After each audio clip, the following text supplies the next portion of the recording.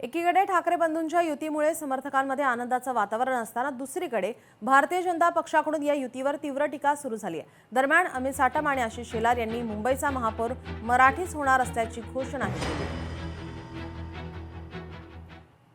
भाजपची प्रतिक्रिया खूप स्पष्ट आहे। मुंबईचा महापौर मराठी माणूस असेल आणि तो महायुतीचाच असेल। आता दुसऱ्या त्यांच्या नवीन झालेल्या मित्रपक्षाने म्हणजे उद्धवजींच्या पक्षाने प्रतिक्रिया दिली नाही, कारण कदाचित मामू यांच्याकडनं त्यांना संमती आली नसेल। नवीन मामू कोणीतरी जोडलेत, त्यांची संमती आल्यावर ते बोलतील। मुंबईचा महापौर मराठी होईल हे त्यांनी सांगण्याची आवश्यकता नाहीये, हे सर्वप्रथम मीच सांगितलं होतं। आणि त्यामुळे मुंबईचा महापौर हा मुंबईकरांचा महापौर असेल, मुंबईकरांनी ठरवलेला महापौर असेल आणि त्यामुळे येणाऱ्या काळामध्ये मुंबईकरांनी त्यांचा स्वतःचा महापौर, महायुतीचा महापौर हा मुंबईच्या महानगरपालिकेमध्ये त्यांना भ्रष्टाचार विरहित प्रशासन देण्याकरता, मुंबई शहराचा विकास घडवण्याकरता, मुंबई शहराला या मामूंच्या टोळीपासून सुरक्षित ठेवण्याकरता विराजमान करण्याचा निर्णय मुंबईकरांनी केलेला आहे। ठाकरे बंधूंच्या युतीला शुभेच्छा देत विजय वडेट्टीवार यांनी मोठं वक्तव्य केलंय। मनसेसोबत आमची युती होणारच नव्हती, तर काँग्रेस आणि वंचितला घेऊन आम्ही मुंबईत लढणार असल्याचं विजय वडेट्टीवार यांनी म्हटलंय।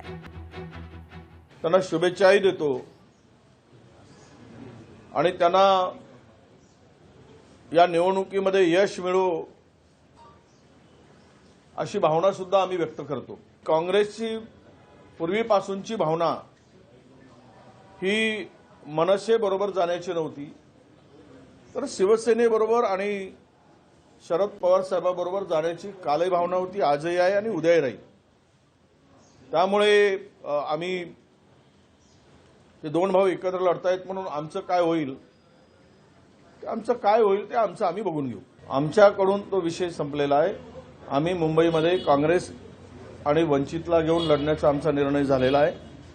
त्यामुळे तिथे आता काही फार स्कोप आहे असं मला वाटत नाही।